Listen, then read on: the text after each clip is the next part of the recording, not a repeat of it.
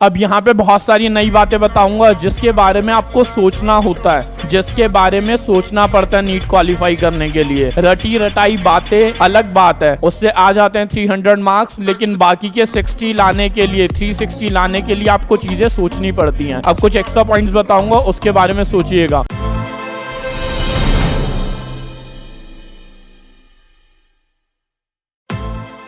Hello everyone, myself Manish Kaushik, Zoology faculty. So we are starting a chapter Body Fluids and Circulation. Body Fluids and Circulation 11 का बहुत important chapter है for NEET as well as CBSE. We are starting the chapter Body Fluids and Circulation. This chapter includes 3 topics. इस chapter में 3 topic आते हैं total. Number first is about blood. Then we will study about blood vessels and their details, and then we will study about heart,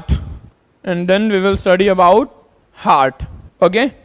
We are starting the topic blood in today's class, and your topic is blood.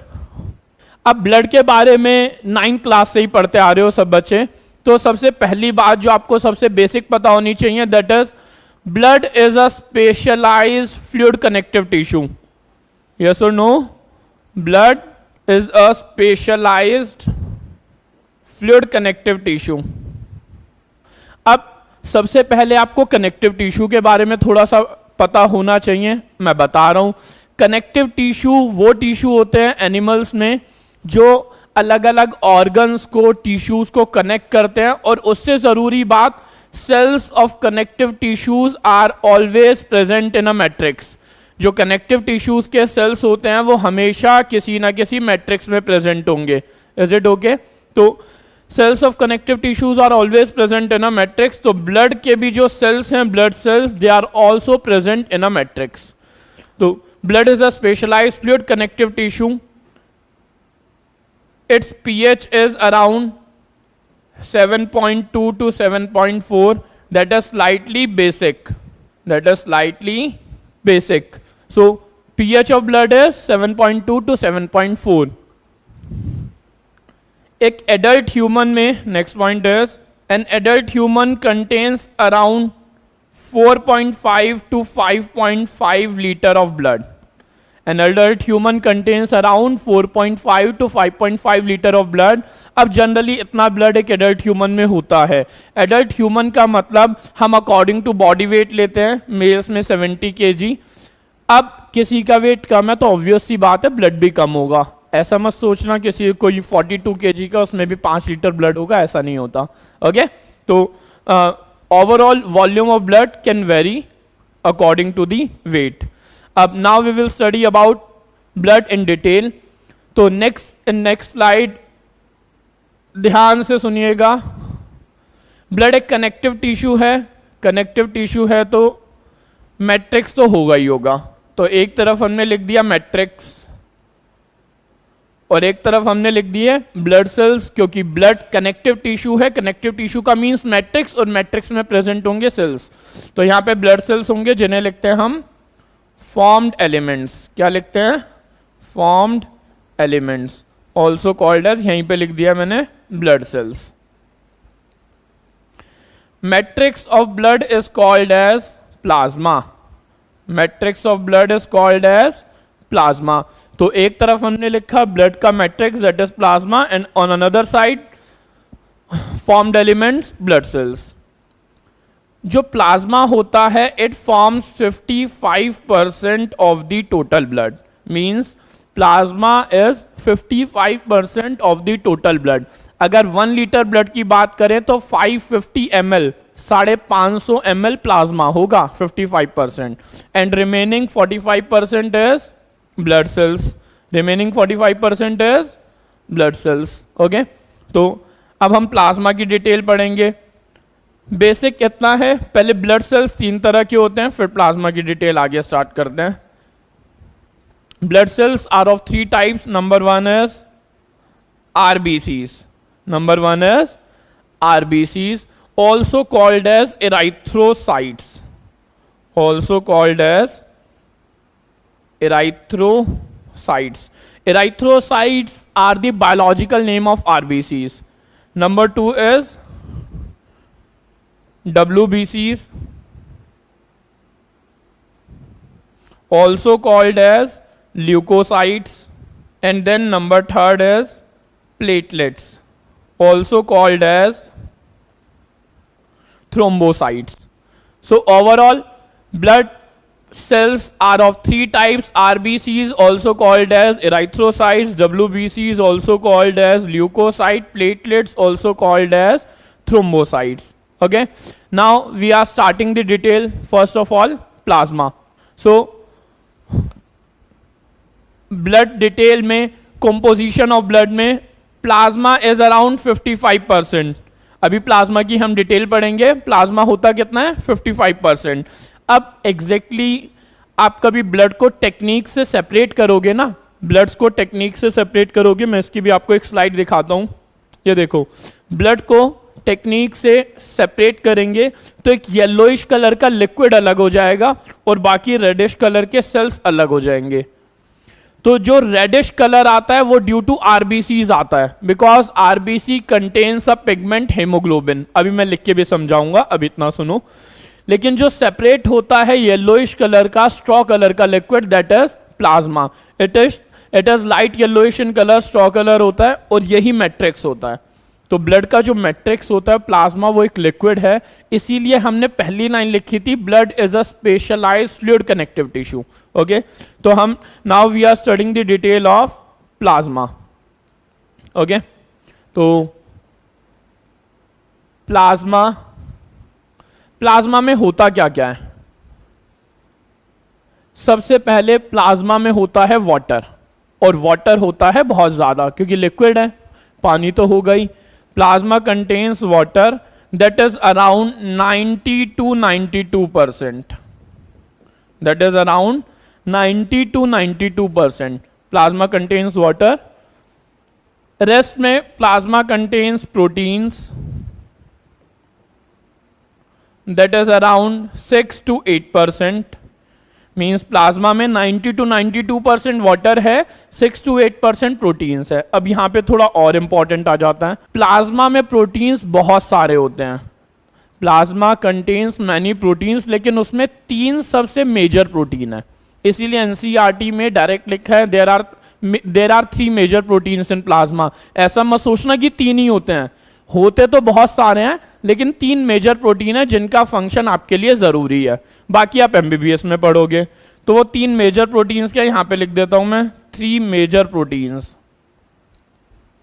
Number first is albumin. Number first is albumin. Number second is globulin. And number third is fibrinogen.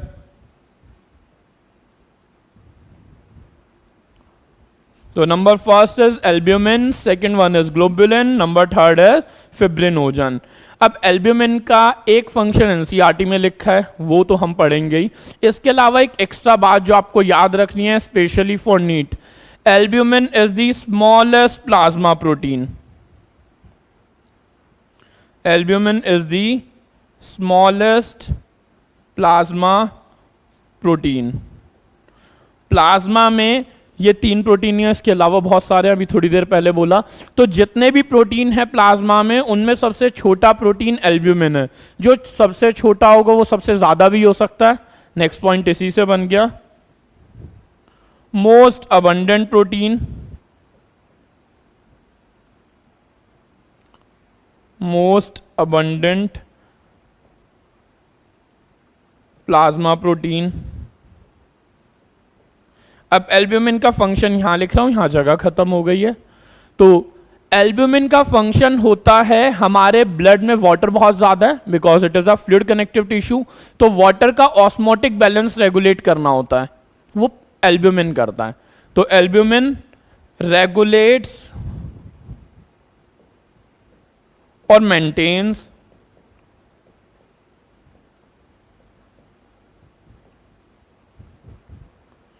osmotic balance of blood.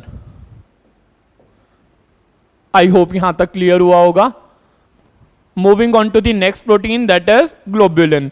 अब globulin, आपने globulin के बारे में सुना है 11th-12th के बच्चे ने, स्पेशली जो नीट की प्रिपरेशन कर रहे हैं, तो हम कई बार पढ़ते हैं वर्ड एंटीबॉडीज,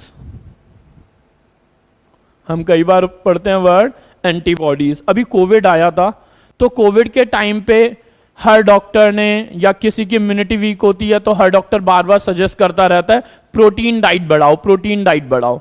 क्यों? क्योंकि प्रोटीन डाइट में ग्लोबुलिन मिलेगा आपको। ग्लोबुलिन इज अ प्रोटीन, जितना प्रोटीन मिलेगा उतनी एंटीबॉडीज बनेंगी, बिकॉज हर एंटीबॉडी के स्ट्रक्चर को ग्लोबुलिन की जरूरत होती है। ग्लोबुलिन का मेन फंक्शन क्या है? एंटीबॉडीज बनाना। मींस ग्लोबुलिन, एंटीबॉडीज में जो प्रोटीन है वो ग्लोबुलिन यूज होता है। तो ग्लोबुलिन फॉर्म्स एंटीबॉडीज। अब 12th वाले बच्चे जो भी ये रिकॉर्डिंग देख रहे होंगे, जो भी ये वीडियो देख रहे होंगे, तो उन्हें ध्यान देना है, एंटीबॉडीज के लिए हम वर्ड लिखते थे आईजी। 12th क्लास के चैप्टर में आईजी, आईजी की फुल फॉर्म क्या होती थी? इम्यूनोग्लोबुलिन। क्या होती थी? Immunoglobulin. This globulin word stands for this globulin protein. Concepts को जितना आप रिलेट करोगे उतना ज्यादा कंसेप्ट शार्प होंगे, उतना नीट के करीब रहोगे, 360 के करीब रहोगे। कंसेप्ट्स को रिलेट करना पड़ता है। 11th में क्या था, 12th में उससे रिलेटेड क्या आया, ह्यूमन फिजियोलॉजी में क्या था, सेल चैप्टर में उससे रिलेटेड क्या वर्ड यूज हो रहा है, या सेल में क्या यूज हुआ था, ह्यूमन फिजियो, प्लांट फिजियो में क्या यूज हो रहा है। Is it okay? फिब्रिनोजन का डायरेक्ट फंक्शन होता है, it helps in blood clotting, helps in blood clotting। Fibrinogen के बारे में एक एडिशनल बात जो नीट के लिए स्पेशली आपको याद रखनी है, लार्जेस्ट प्लाज्मा प्रोटीन। स्मॉलेस्ट कौन सा पढ़ा हमने? एल्ब्यूमिन। लार्जेस्ट कौन सा पढ़ रहे हैं? फिब्रिनोजन।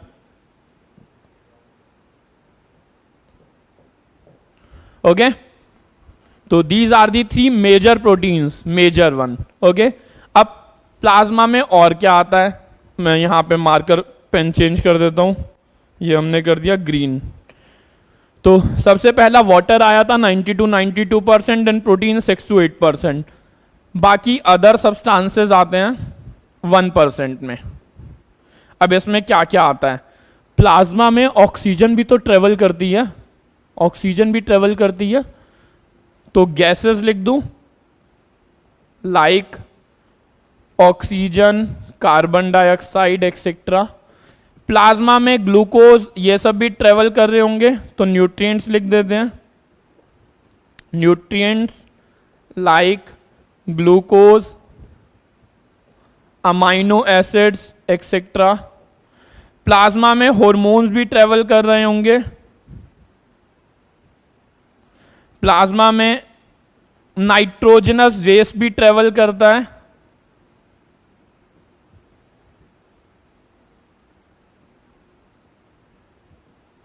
नाइट्रोजनस वेस्ट के अलावा और भी बहुत सारी चीजें प्लाज्मा में ट्रेवल करती हैं। ओवरऑल कहने का मतलब है वाटर 90-92%, प्रोटीन 6-8%। इसके अलावा जो भी प्लाज्मा में है वो अदर सब्सटेंसेस ये सब है। Is it okay? तो this is all about plasma. अब इसके अलावा प्लाज्मा में एक एक्स्ट्रा वर्ड और आ जाता है, that is clotting factors. Plasma contains clotting factors, वो पढ़ेंगे हम। उससे पहले हम ब्लड सेल्स की भी डिटेल पढ़ते हैं। तो हमने कवर किया है ये plasma. Okay, now we are moving on to the blood cells, means formed elements.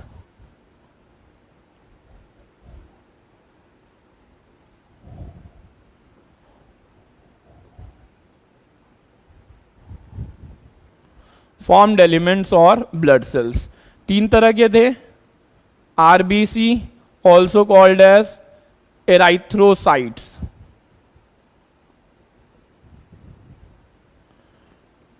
WBC, also called as leukocytes, and platelets also called as thrombocytes. अब यहां पे बहुत सारी नई बातें बताऊंगा जिसके बारे में आपको सोचना होता है, जिसके बारे में सोचना पड़ता है नीट क्वालिफाई करने के लिए। रटी रटाई बातें अलग बात है, उससे आ जाते हैं 300 मार्क्स, लेकिन बाकी के 60 लाने के लिए, 360 लाने के लिए आपको चीजें सोचनी पड़ती हैं। अब कुछ एक्स्ट्रा पॉइंट्स बताऊंगा, उसके बारे में सोचिएगा। तो सबसे पहले आरबीसी, सबसे फर्स्ट पॉइंट ही मैं सबसे इंपॉर्टेंट बता रहा हूं न्यूक्लियस के बारे में। तो nucleus is absent in mature RBCs.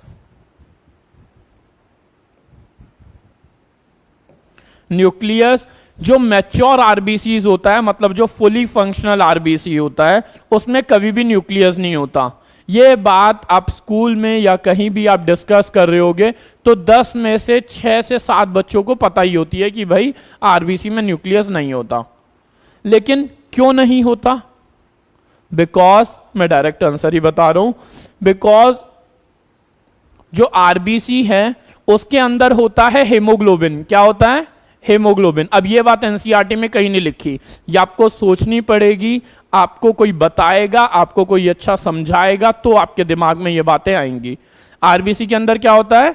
Haemoglobin. अब आरबीसी को ज्यादा से ज्यादा हेमोग्लोबिन रखने के लिए क्या करना पड़ेगा? अंदर की जगह खाली कर दे। तो अंदर की जगह खाली करने के लिए वो क्या करता है? आरबीसी के अंदर न्यूक्लियस नहीं होता।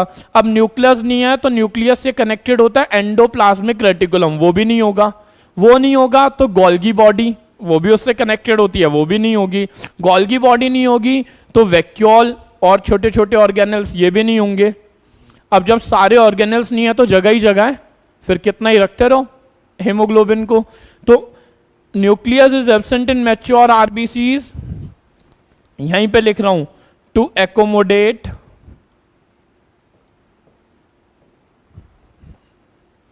मोर एंड मोर हेमोग्लोबिन।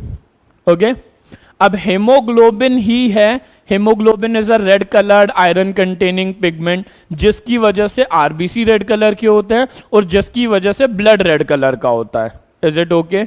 अब आप इस बारे में सोच सकते हो कि आरबीसी प्लाज्मा तो जो फ्लूइड है वो तो येलो कलर का था, आरबीसी अकेले ही रेड कलर प्रोवाइड कर देते हैं क्या पूरे ब्लड को? यस, क्योंकि आरबीसी का नंबर बहुत ज्यादा होता है। उस पॉइंट पे अभी हम पहुंचेंगे 2 मिनट में, पहले ये पॉइंट कंप्लीट करते हैं। डब्ल्यूबीसी में न्यूक्लियस हमेशा प्रेजेंट होता है, तो डायरेक्ट लिख देते हैं न्यूक्लियस इज प्रेजेंट। प्लेटलेट्स में, अब अक्सर बच्चे आरबीसी का तो याद रखते हैं कि आरबीसी में न्यूक्लियस नहीं होता, लेकिन प्लेटलेट्स का भी याद रखना पड़ेगा। प्लेटलेट में भी न्यूक्लियस नहीं होता because platelets are not the perfect cell. Platelet तो सेल फ्रेगमेंट्स होते हैं। सेल चैप्टर की वीडियो में आपको ये पढ़ने को मिलेगा। प्लेटलेट्स जो होते हैं वो तो सेल फ्रेगमेंट्स होते हैं, they are not the complete cell, तो न्यूक्लियस नहीं होगा। तो यहां लिख रहे हैं nucleus is absent in mature platelets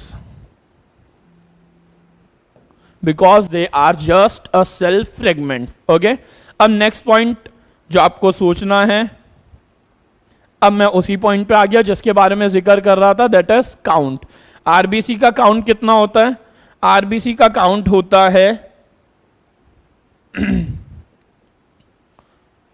4.5 to 5.5 millions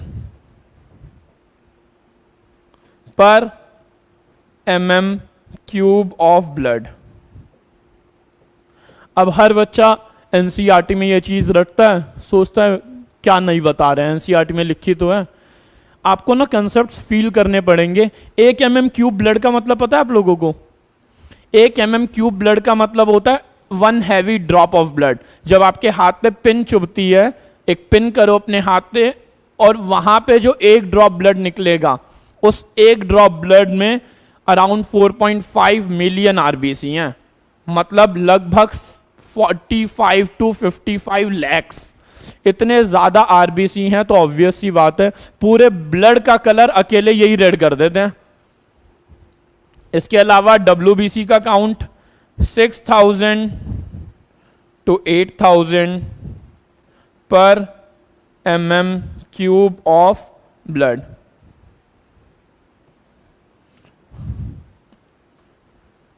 इसके अलावा प्लेटलेट्स का काउंट 1.5 to 3.5 lakhs पर mm³ ऑफ ब्लड। तो हमने पढ़ा सबसे पहले काउंट। ओके, अब हम और डिटेल पढ़ेंगे। नेक्स्ट पॉइंट, तो इस पीपीटी को थोड़ी देर में देखेंगे, वैसे मैंने ये पढ़ा दिया आप लोगों को। Constituents of plasma, water 90 to 92% होता है, it is a good solvent. Plasma protein 6 to 8% 3 होते हैं, फिब्रिनोजन, ग्लोब्युलिन, एल्ब्यूमिन, उनका फंक्शन मैंने ऑलरेडी पढ़ा दिया है। और ये सब हैं अदर, जिसमें मैंने अदर 1% लिखा था तो उसमें ये सब कुछ आ जाते हैं, nutrients, gases, ions, minerals and all. Okay, तो अभी हम आरबीसी और डब्ल्यूबीसी का नेक्स्ट पॉइंट पढ़ रहे हैं। इधर आरबीसी का पॉइंट लिख रहे थे, इधर हम डब्ल्यूबीसी का लिख रहे थे, और इधर हम प्लेटलेट्स का लिख रहे थे। नेक्स्ट पॉइंट, अब जरूरी बात आ जाती है आरबीसी का लाइफ स्पैन। आरबीसी का जो लाइफ स्पैन होता है इट इज 120 डेज। आरबीसी का जो लाइफ स्पैन होता है it is 120 days in adults. अब एक्स्ट्रा क्या याद रखना है फॉर नीट, एडल्ट्स में 120 डेज हैं बट 180 डेज इन फीटस। जो फीटस होता है उसमें life span of RBC is 180 days. Okay, WBC का life span 7 to 10 days. It can vary because डब्ल्यूबीसीज अलग अलग तरह के होते हैं। अब अलग अलग तरह के डब्ल्यूबीसीज कौन कौन से होते हैं उसके लिए आपको चैनल को लाइक और सब्सक्राइब करना पड़ेगा, और उसके बाद हम नेक्स्ट वीडियो में डब्ल्यूबीसी की भी डिटेल पढ़ेंगे। ओके, तो डब्ल्यूबीसीज are of life span of WBC is 7 to 10 days. Platelets का लाइफ स्पैन कितना होता है, अराउंड 7 डेज। डायरेक्ट लिख दिया मैंने 7 डेज। ओके, अब नेक्स्ट आ जाते हैं हम फंक्शन पे। आरबीसी का जो फंक्शन होता है, main function of RBC is transportation of oxygen.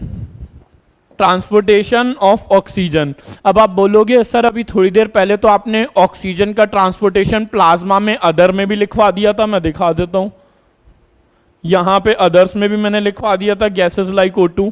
तो उसका रीजन 97% ऑक्सीजन आरबीसी में ट्रेवल करता है, सिर्फ 3% प्लाज्मा में ट्रेवल करता है। तो 3% की वजह से हमने यहां लिखा, 97% की वजह से हमने आरबीसी के फंक्शन में लिखा, ट्रांसपोर्ट ऑफ ऑक्सीजन। डब्ल्यूबीसी का मेन फंक्शन होता है it provides immunity, and platelets का मेन फंक्शन होता है helps in blood clotting. Platelets का मेन फंक्शन होता है helps in blood clotting. Okay, तो ये अलग अलग, ये ओवरऑल ब्लड सेल्स और प्लाज्मा का ओवरव्यू है। प्लाज्मा क्या होता है उसका ओवरव्यू, एंड ब्लड सेल्स में क्या क्या आता है बेसिक, जहां से कुछ क्वेश्चंस भी बन जाते हैं, उसका ओवरव्यू। ओके, तो इसके अलावा एक क्वेश्चन यहां तक जो नीट का बनता है वो क्वेश्चन और लिख देता हूं मैं। बहुत सिंपल क्वेश्चन है, अगर यहां तक का कंसेप्ट समझ आया होगा तो ये क्वेश्चन बहुत इजीली हो जाएगा, और जिसने कंसेप्ट नहीं समझा होगा उसे क्वेश्चन में दिक्कत आ सकती है। ओके, क्वेश्चन इज, हम क्वेश्चन को कुछ ऐसे फॉर्म करते हैं, total blood in an human is 6 litre. एक ह्यूमन में टोटल ब्लड 6 लीटर है। Kidney receives 20% of the total blood. Calculate renal plasma flow. Renal stands for kidney, ये मैंने बता दिया है। तो ये एम्स का क्वेश्चन है, आपको ये क्वेश्चन ट्राई करना है। आज हमने सिर्फ ओवरव्यू पढ़ा और ओवरव्यू से जो क्वेश्चंस आते हैं वो मैंने बताए और एक एम्स का क्वेश्चन बताया। आप इस क्वेश्चन को ट्राई करोगे और फिर नेक्स्ट वीडियो में जब हम दोबारा मिलेंगे तो इस क्वेश्चन का आंसर आप लोग मुझे बताओगे या कमेंट सेक्शन में आप आंसर बताओगे, और जिसका आंसर ठीक होगा नेक्स्ट क्लास में मैं उनका नाम लूंगा। कमेंट सेक्शन में सब अपने आंसर्स बताएंगे। Is it okay? तो अगर आपको सारे कंसेप्ट क्लियर हुए ब्लड से रिलेटेड, तो हम नेक्स्ट वीडियो में एक और इंटरेस्टिंग टॉपिक पढ़ेंगे, क्लॉटिंग फैक्टर्स। 13 क्लॉटिंग फैक्टर्स होते हैं, उन्हें याद रखने की ट्रिक हम नेक्स्ट वीडियो में करेंगे। वो ट्रिक नीट के लिए बहुत इंपॉर्टेंट है, तो वो ट्रिक हम करेंगे नेक्स्ट वीडियो में। देन आप सबको अगर वीडियो अच्छी लगी हो, कंसेप्ट्स क्लियर हुए हों, क्वेश्चन का आंसर मिल जाए, कमेंट सेक्शन में जरूर बताइएगा और वीडियो को लाइक एंड चैनल को सब्सक्राइब जरूर कीजिएगा। Thank you everyone.